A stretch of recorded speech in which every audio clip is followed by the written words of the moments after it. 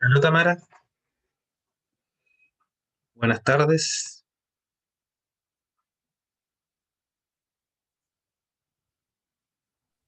Buenas tardes, profe. Tamara, ¿qué te pasó en el primer bloque? ¿O te olvidaste? Profe, es que le había dicho a las niñas que tenía una entrevista de trabajo a las 4:30. Mm, ya entonces, espero que te haya ido bien. Gracias, profe. Yo igual espero. Y ahora vienen las vacaciones y uno, como universitario, yo me acuerdo que igual buscaba trabajos de verano. Sí, profe, es que yo siempre trabajo cuando estudio, pero por la pandemia perdí el trabajo. Entonces ahora estoy buscando otro. No, sí, yo te entiendo, yo también hacía lo mismo, pero ahora esta pandemia está horrible. Sí,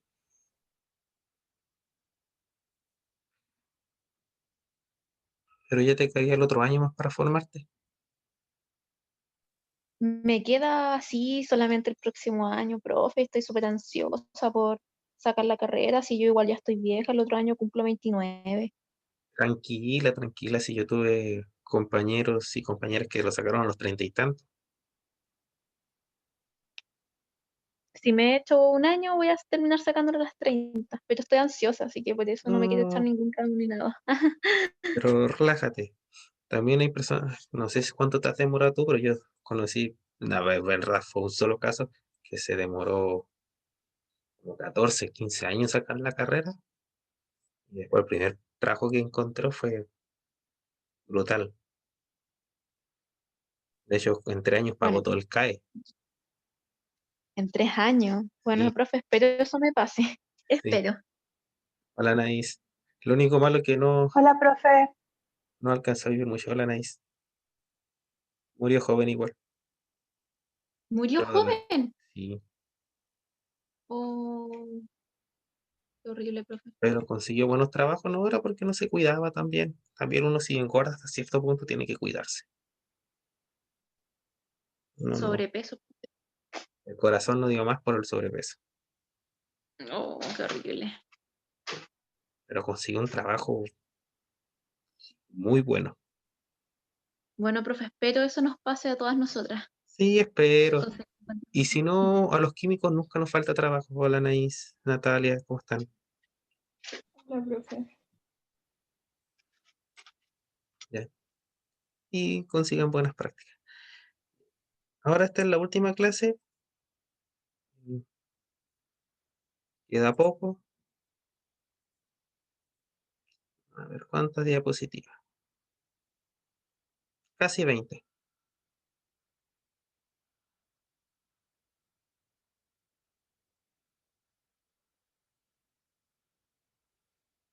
Ya. Y hasta acá entra lo que es la prueba. ¿Se ve la diapositiva, niñas? Sí, profe. sí, Perfecto. profe. Vamos a recordar lo que eran propiedades coligativas. ¿De qué depende la propiedad coligativa? ¿Se acuerdan? ¿O qué nos beneficia de las propiedades coligativas? Anaís, Natalia.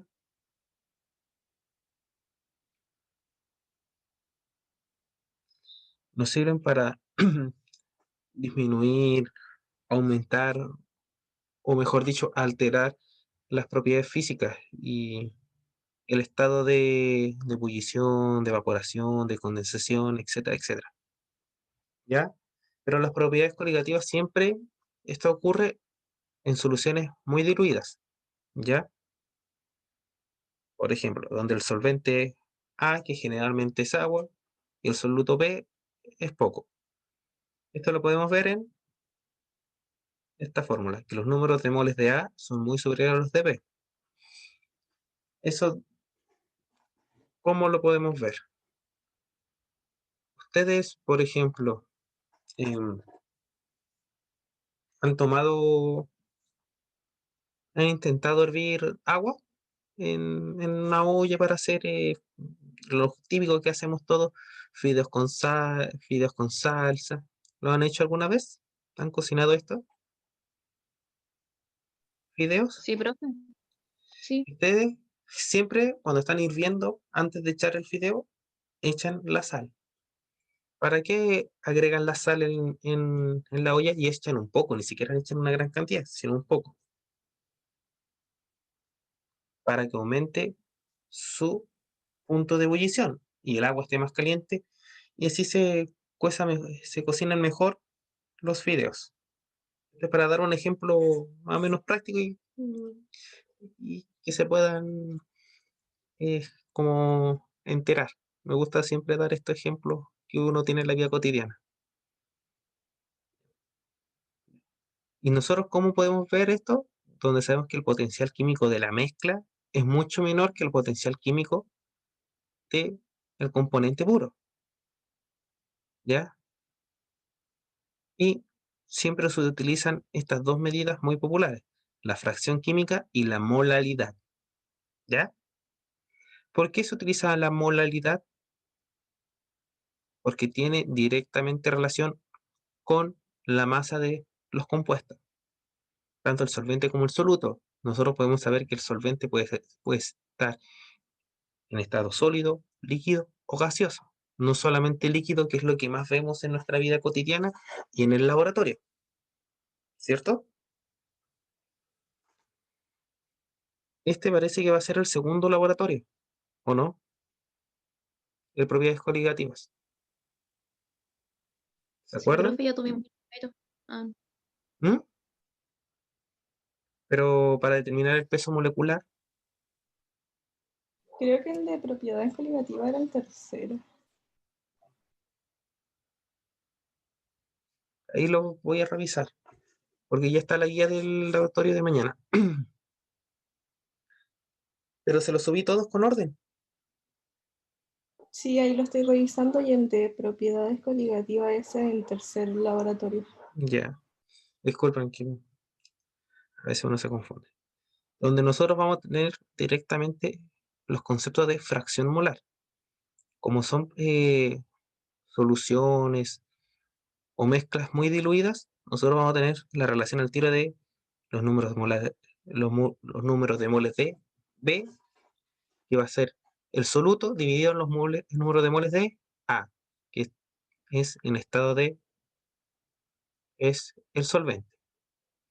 Y con la molaridad vamos a poder ver los números de moles del soluto y los kilogramos del solvente, ¿ya? Después podemos hacer esta relación. Un día de esto voy a comprarme un, un iPad para dibujar las ecuaciones mejor, ¿ya? Donde nosotros sabemos que podemos llegar a esta solución, ¿ya? Con, donde podemos calcular la masa molar del solvente o del soluto.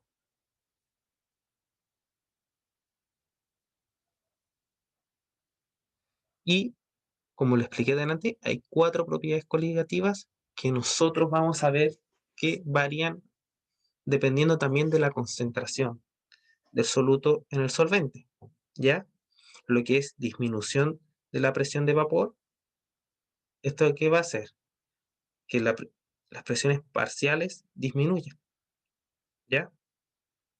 Y por lo tanto se favorece que esté en estado gaseoso, en estado líquido, que diga, ¿ya? Otro que depende también de la naturaleza de los compuestos es la elevación del punto de ebullición. Eso lo hacemos con agua en sal y podemos ver que la temperatura del punto de ebullición va a variar dependiendo de la concentración del solvente, del soluto, ¿ya? Acá tenemos temperatura, eh, que es ahí el punto de ebullición, menos la temperatura estándar, ¿ya? Y vamos a poder saberlo por la constante por la molalidad. Aquí la constante del punto de ebullición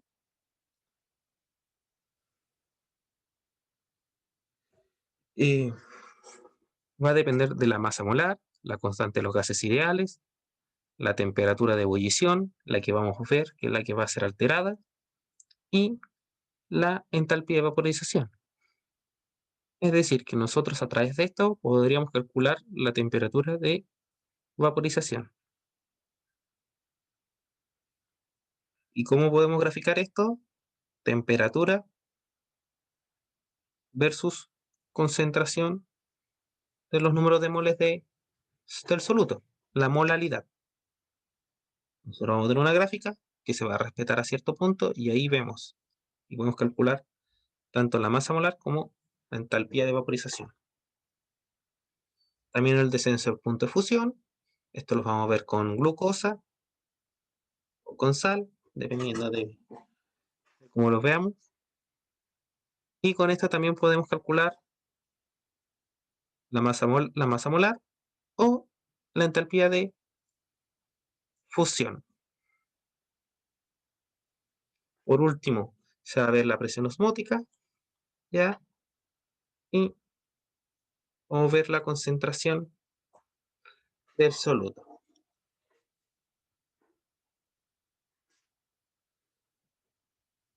Por último, vamos a analizar con detalles las propiedades coligativas, la disminución de la presión de vapor, la ley de Raoult, ¿ya? Y vamos a poder, como la concentración de A es tan alta para poder calcular las presiones de A y la presión parcial de A, total de A, lo calculamos a través de la fracción molar de B, donde tenemos esto y siempre la variación va a ser mayor que cero.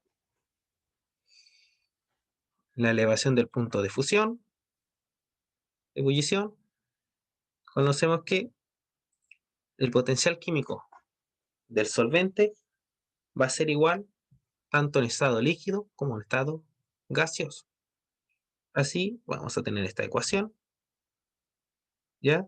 Donde el potencial estándar en estado líquido más RT, constante de los gases ideales, por la temperatura, por el logaritmo de la fracción molar de A, va a ser igual al potencial químico de, del solvente en estado gaseoso.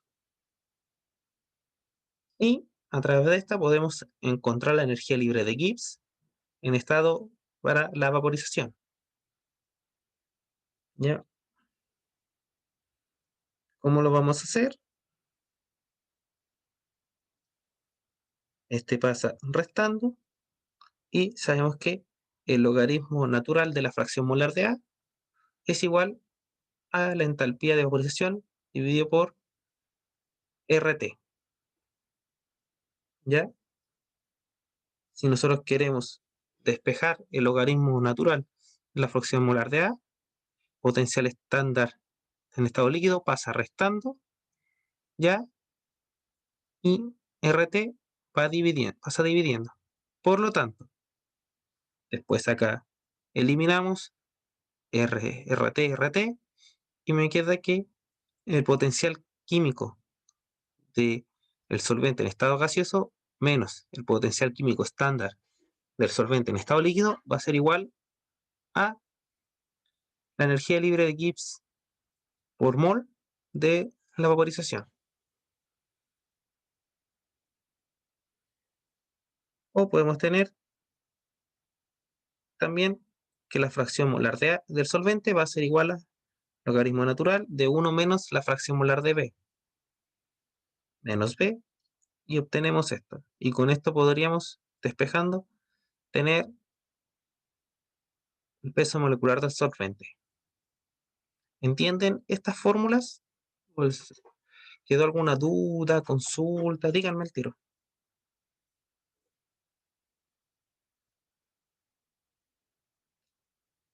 ¿Les quedó claro el paso a paso? Sí, profe. Ya, continuamos. Como vimos, ya, despejando, tenemos que la fracción molar de A va a ser igual a, a la masa molar de A por la molaridad de B. Va a ser igual a energía libre de Gibbs por RT. Por lo tanto, pasa el peso molecular de A dividiendo y tenemos esta ecuación. Entonces, necesitamos la diferencia de temperatura de la ecuación anterior. Por lo tanto, derivamos por temperatura. La derivada de la temperatura aquí y la derivada de la temperatura. Tanto energía libre de Gibbs como en esta parte.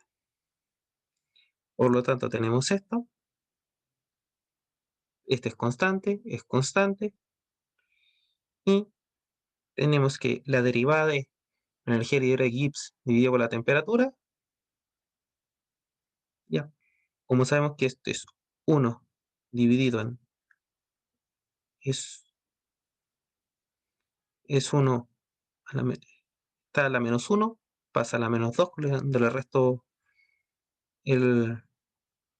para salir de la temperatura y eso pasa a entalpía. Por lo tanto, tenemos que la derivada de temperatura va a ser igual o va a ser proporcional a la derivada de la molaridad del soluto. Y esta va a ser mi ecuación. ¿Ya? Como quedó en esto, quedó acá, este es igual a esto. Necesitamos delta t, pasa dividiendo y este pasa multiplicando y estos pasan dividiendo.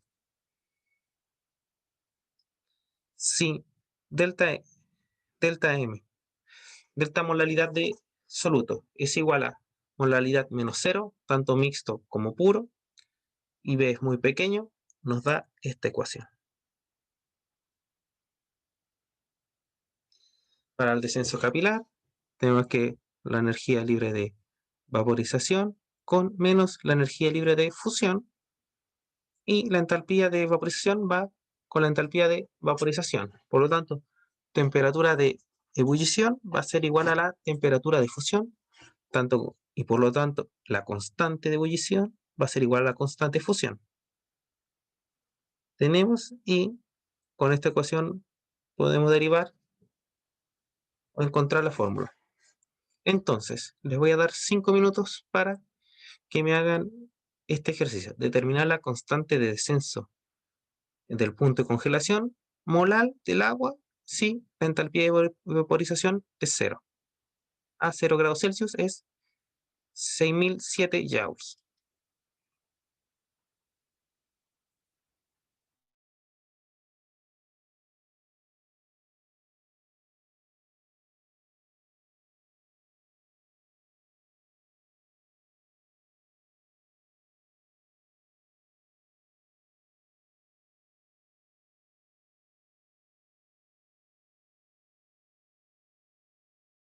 Niñas, me avisan porque voy a salir de la pantalla para subir de inmediato la clase de las 4.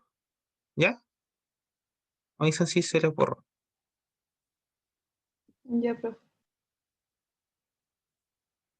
¿Ven todavía la clase? Sí, profe. Sí, como que se achicó nomás, pero sí se ve. Ya.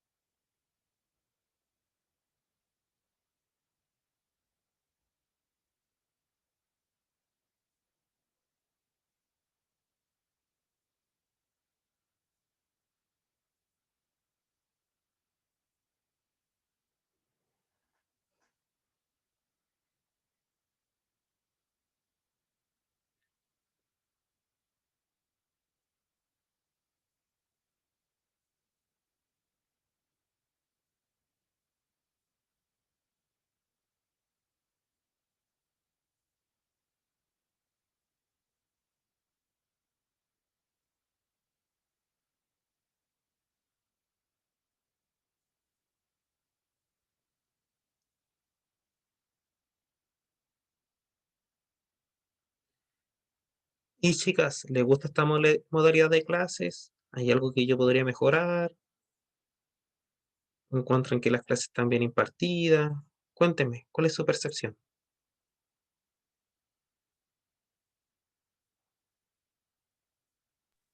Profe, sí. O sea, contar que se hagan hartos ejercicios tipo prueba, como para entender bien la materia. Ujú. Creo que está bien hacer hartos ejercicios.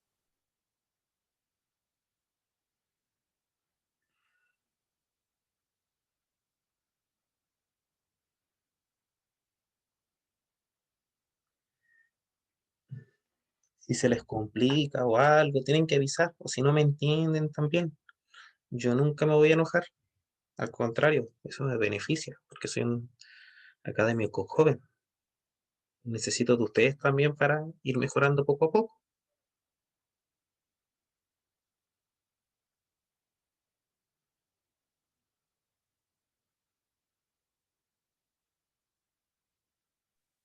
Sí, profe, pero hasta el momento está todo bien. Igual nos va a dar la próxima semana para hacer ejercicios, ¿cierto? Porque Sí, cuando la próxima prueba, ¿cuándo es?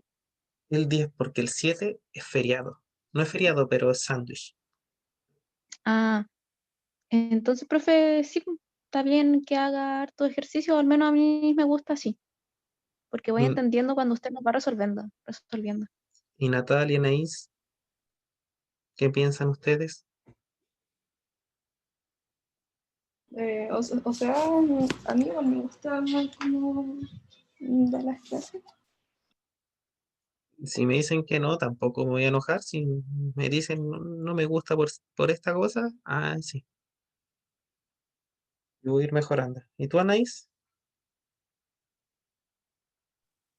Igual, profe, me gusta que después haga ejercicio teórico y los ejercicios de la materia. Ujú, ya.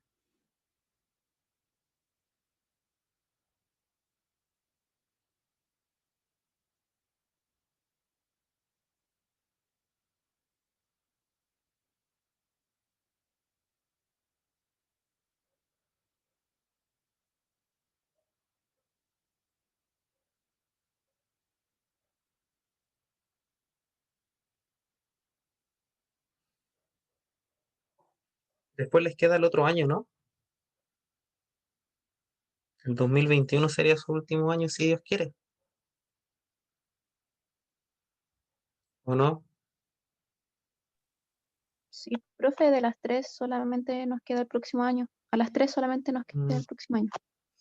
¿Y después con quién van a hacer la unidad de investigación? Todavía no sé por mi parte. Yo tampoco, por mi parte. El profe que quiera aguantarme siendo su como alumna en práctica o algo Ujú. así. Miren, yo les digo, por ejemplo, si quieren hacer algo con electroquímica, las puertas están abiertas. Solo lo único que yo soy un poco exigente. También no soy un tirano. Pero si dan buenos resultados, por ejemplo, también se pueden ir a un congreso, como fue su compañera Tamara Martínez. Y de ahí no va a salir ningún peso de ustedes, excepto si se quieren comer algo fuera después, ir a pasear. Eso sería por su cuenta. Gracias. Pero si les gusta analítica o inorgánica, también pueden.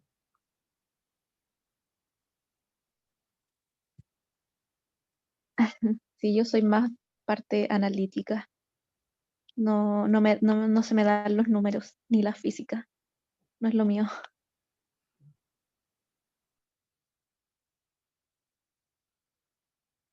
Pero ahí van viendo. Creo que esta solamente va a estar Luis Rojas solamente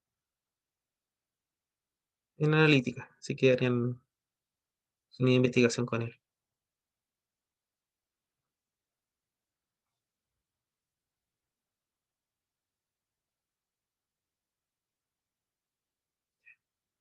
¿Ya lo pudieron hacer, niñas?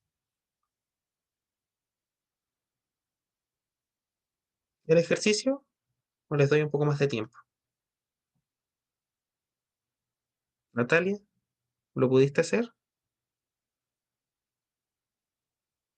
No, profe. ¿Pero tienes alguna idea, algo? ¿O estás ahí con cero idea? Que también no es malo porque a veces uno no entiende la primera.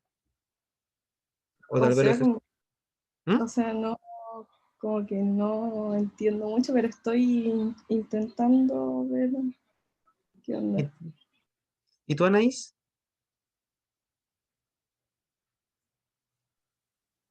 Profe, ¿me da un ratito más, por favor? Sí, no hay problema. Disculpen si yo les pregunto mucho, pero me gusta bastante la interacción estudiante-profesor. Así también sé si entienden, no van entendiendo. En especial ahora que estamos también con cámara apagada, por último, yo les veía la cara antes y decía, como que no me están entendiendo mucho. Retrocedo. Profe, yo como que me anduve perdiendo ahí ¿Mm?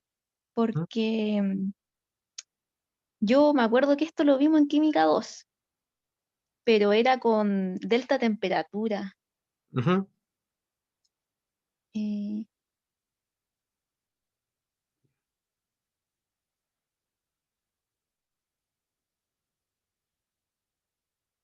ahí como que me Por, perdí, profe. por la hora, por ir avanzando, vamos con la solución. ¿Ya? Nosotros sabemos que la constante va a depender de la masa molar en kilogramos. Sabemos que la masa molar del agua son 18 gramos por mol, por lo tanto 18 por 10 a la menos 3 kilogramos por mol. R, la constante de los gases ideales. La temperatura, dijimos 0 grados Celsius, por lo tanto en Kelvin son 273,15 grados Kelvin. Y la entalpía va a ser este. Por lo tanto, la constante de descenso capilar va a ser 1000, va a ser 1,860 kilogramos por mol. ¿Se entendió? O va a ser igual que la constante va a ser 1860 kilogramos por mol.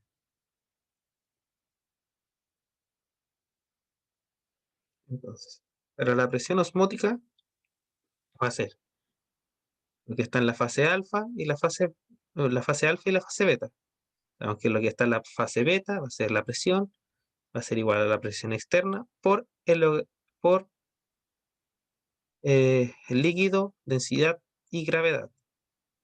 Y lo que está en la fase alfa va a ser presión más pi, va a ser igual a la presión externa por L, densidad, gravedad, más altura por gravedad, por densidad por gravedad. Entonces hacemos el equilibrio, ya que va a ser la presión, el potencial químico de A, va a ser igual al potencial químico estándar de A en estado líquido, de acuerdo a la ley de Raoult. Vamos a tener esta ecuación y la temperatura constante vamos a poder determinar la energía libre de Gibbs, que va a depender del volumen por la derivada de la presión, o el potencial químico estándar va a ser igual al volumen molar de A por la derivada de la presión. Integramos y tenemos esto, que va de presión más pi por presión. Hemos asumido que el líquido es incompresible, en donde el volumen no depende de la presión. Entonces, como no depende de la presión, vamos reemplazando. Es 0 y tenemos que el logaritmo RT, logaritmo natural de la fracción molar de A, más el volumen por pi, va a ser igual a 0.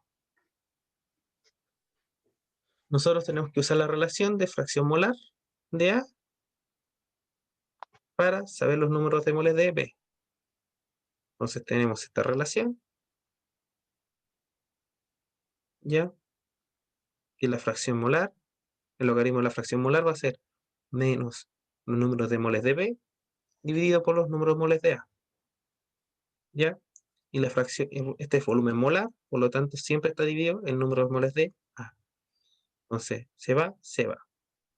Y me queda que RT por los números de moles de B más pi va a ser 0.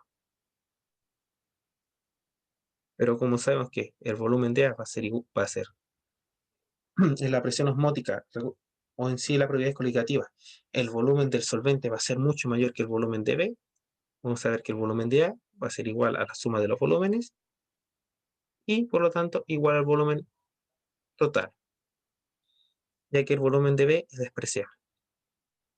Así nosotros tenemos que pi va a ser igual a R, constante de los gases ideales, temperatura, por la concentración de A. ¿Ya? Esta va a ser la ecuación de Van Hoff.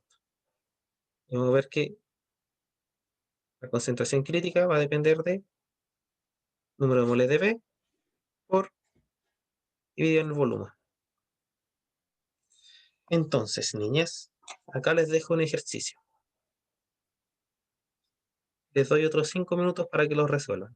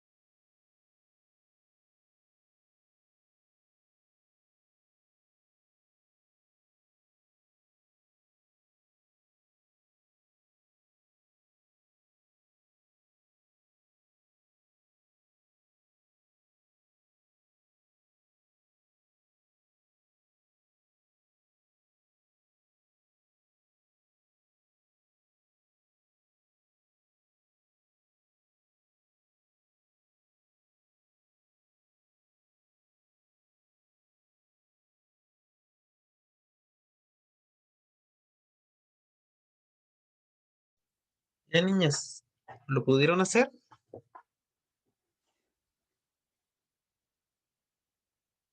Vamos a explicar.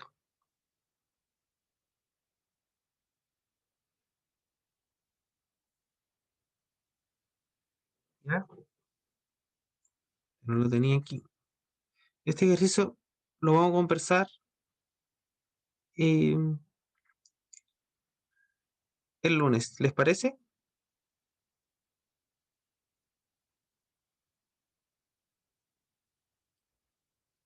Nosotros acá tenemos la molaridad, podemos calcular la presión osmótica, la disolución, podemos calcularlo de esta manera, calculamos la concentración, temperatura, constante, y de esta forma podemos calcular la presión osmótica.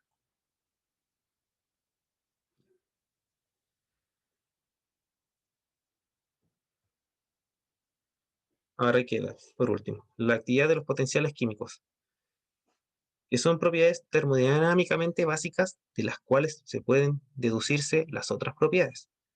Vamos a colocar en lo sucesivo como superíndice ID, que indicará solución ideal, ¿ya? Siempre que tenga acá en el potencial químico será solución ideal. O diluida, sólida ideal, líquida o no electrolita. Entonces sabemos que el potencial químico ideal va a ser igual al potencial químico estándar y estado portable, más RT del logaritmo natural de la fracción molar. ¿Cierto? Por lo tanto, nosotros sabemos que el potencial, la fracción molar estándar va a ser igual a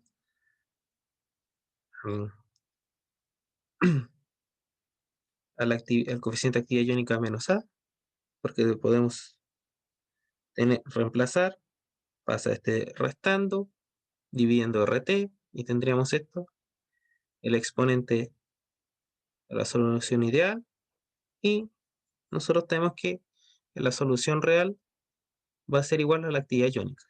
Son muy parecidos, ¿cierto? Porque está aproximadamente igual. Entonces, el coeficiente de actividad iónica dividido por la fracción molar me va a dar el coeficiente de actividad iónica. ¿Ya? Por lo tanto, vamos desglosando esta fórmula y vamos a obtener esto. ¿Ya? Por lo tanto, el potencial químico no ideal va a ser igual al potencial químico estándar más RT del logaritmo natural del coeficiente de actividad iónica por la fracción molar o la actividad iónica. ¿Ya? En los estados normales del componente, en disoluciones no ideales, todos los estados normales se encuentran a la temperatura y presión de la disolución. El convenio 1 nos dice que usado para las mezclas de dos líquidos, toma el estado normal de cada componente como un estado puro. El convenio 2 nos dice que usando las disoluciones de un soluto sólido o gaseoso en un disolvente líquido, toma el estado normal del disolvente como disolvente puro y los solutos como estado físico del soluto, para el cual las moléculas del soluto experimentan las mismas fuerzas intermoleculares que experimentan la dilución infinita. ¿Qué nos quiere decir el convenio 2? ¿Ya? Que, primeramente, ¿cuáles son las fuerzas que interaccionan en dilución infinita? ¿Lo saben, niñas? Esto de repente se lo pudieron pasar en instrumental, por ejemplo. Que las fuerzas que interaccionan solamente con el ion va a ser solamente las moléculas de agua. A dilución infinita, es decir, que vamos a tener un ion que va a estar rodeado de agua. Y hay solamente interacción líquido solvente soluto. ¿Ya? Entonces el convenio 2 me dice que las interacciones que van a haber va a ser solamente solvente soluto. ¿Ya? Para el convenio 1, el coeficiente de actividad iónica de la sustancia I o X tiende a 1. Es decir, que casi todo el compuesto está puro, ¿ya? Que ahí está puro. Si tiende a 1 la fracción molar, tiende a estar puro. Y para el convenio 2 existen escalas de molaridades, es decir, que hay distintas concentraciones y no está puro el soluto. Todos los coeficientes de actividad tienden a 1, es decir, y el límite de solución infinita del solvente puro. Es decir, que es para soluciones bien diluidas. Las desviaciones del coeficiente de actividad iónica con respecto a la unidad que se miden las desviaciones con respecto al comportamiento de una solución ideal, mientras que el coeficiente de actividad iónica del convenio 2, de la molaridad y de la concentración, miden las desviaciones con respecto al comportamiento de una disolución ideal. Determinación de coeficientes de actividad y de actividades iónicas. Normalmente los coeficientes de actividad se calculan a partir de dados de equilibrio de fases, sobre todo a medida de presión de vapor. La condición de equilibrio entre una disolución de vapor, que para cada especie tiene un potencial químico I, cada especie I tiene un potencial químico I, en la disolución debe ser igual que el potencial químico de I en estado de vapor, en fase de vapor. Supondremos que la fase de vapor está en equilibrio con la solución, es decir, que una solución pasa de fase líquida a fase gaseosa en equilibrio y se comporta como una mezcla de gases ideales. Las desviaciones del comportamiento ideal son normalmente mucho menores en los gases que en los líquidos. ¿Ya? Es decir, que el comportamiento ideal se da mayormente en los líquidos que en los gases, dado que el potencial químico en estado de vapor depende de la presión parcial y del vapor de la presión del mismo compuesto y su potencial químico. También depende de su coeficiente de actividad iónica, la medida de la presión del compuesto, permite determinar el coeficiente de actividad iónica. Y la presión parcial también nos permite ver la tendencia del componente I a escapar de la disolución, es decir, que la presión parcial, nos va a permitir ver cómo está influenciado para cambiar de fase líquida o gaseosa.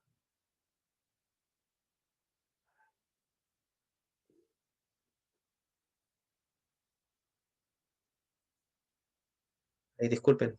Por ejemplo, tenemos disoluciones de acetona y cloroformo a 35,2 grados Celsius. La fracción molar en estado de vapor de la acetona es 0,0500, ¿ya? Y en estado líquido es 0,0821. Si la presión total de vapor de una solución es de 279 torr y la presión de la acetona y el cloroformo puro son de 344,5 y 293 respectivamente. Aquí nos permite calcular los coeficientes de actividad de acuerdo al convenio 1 y convenio 2.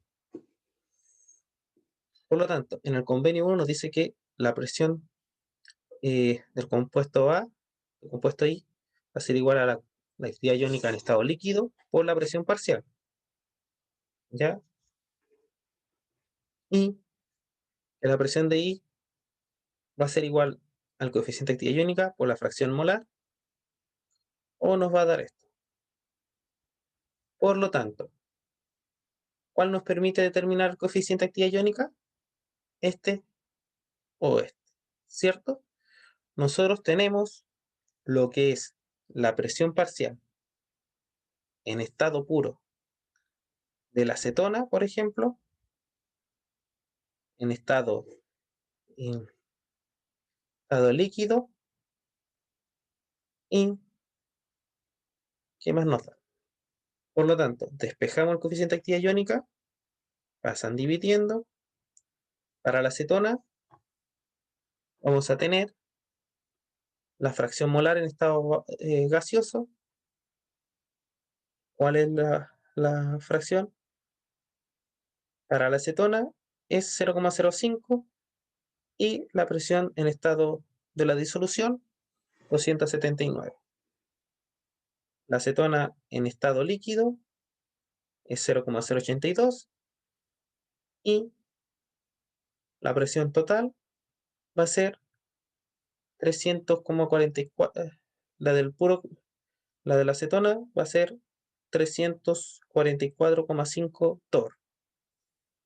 En este caso no tenemos que hacer conversión de torr para atmósfera, ya que torr con torr se elimina, y me da que el coeficiente de actividad iónica del ácido acético, de la acetona que diga, es 0,494.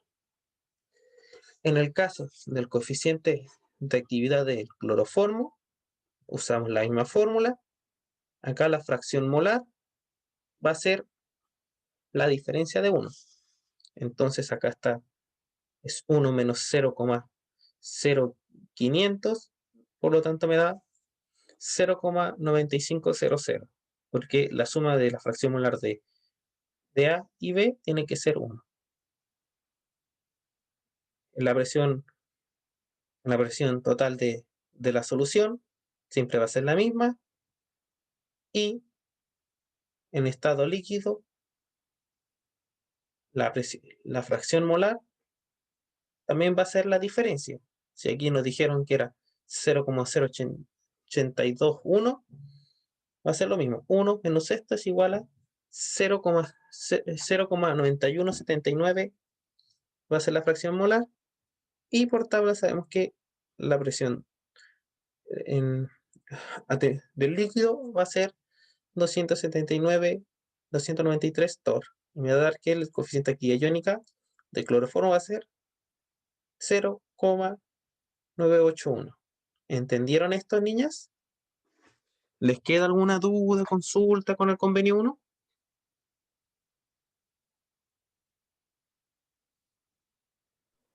Profe, ¿Sí? ¿qué significaba que el coeficiente de actividad de la sustancia tienda a 1 cuando lo explicó? El coeficiente de actividad de la sustancia tiende a 1, Sí. es decir, que está predominado por el convenio 1, es decir, que la sustancia está prácticamente pura. Y si nos damos Mm, cuenta, aquí el coeficiente de actividad tiende a 1. sí, ¿Y cuál es la fracción molar del cloroformo? Casi 1, casi está puro sí, cloroformo. En cambio, para la acetona, ¿tiende a 1 o tiende a menos? tiende a menos. ¿Y cuál es la fracción molar? ¿Está puro o es una impureza que podríamos decir? Como una impureza. Ujú. Ah, gracias, profe. Perfecto. ¿Ya? Y también podemos ver como por el convenio 2, hacer lo mismo y nos da esto. ¿Ya? Pero para esto tenemos que sacar primero con el convenio 1. ¿Ya? Y acá lo tenemos normal, como estaría traducido. Sería el coeficiente de actividad iónica del convenio 2, va a ser igual a la presión parcial dividido por la constante por el coeficiente de actividad iónica del convenio 1. ¿Ya? Acá lo podemos determinar para cloroformo y para acetona.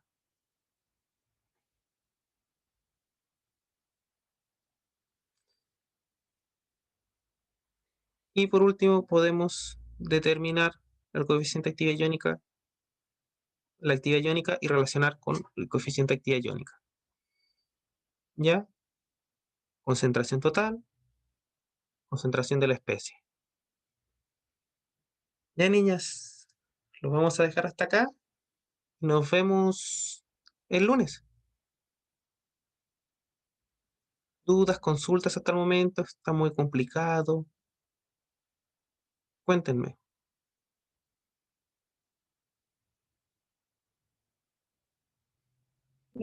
Yo estoy un poco enredada, pero tendría que ver o sea, esta parte de nuevo como para desenredarme un poco. Miren, niñas, esta segunda prueba es la más complicada, así que si les va mal, no agachen los brazos, ¿ya? Igual tienen buena nota en la primera prueba y la tercera tampoco no es tan complicada, sino que la segunda prueba es la que yo creo que es más pesada para ustedes, ¿ya? Así que tranquilas.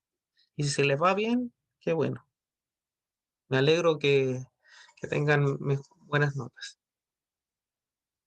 Entonces nos vemos el lunes. Chao, chao. Chao, profe, gracias.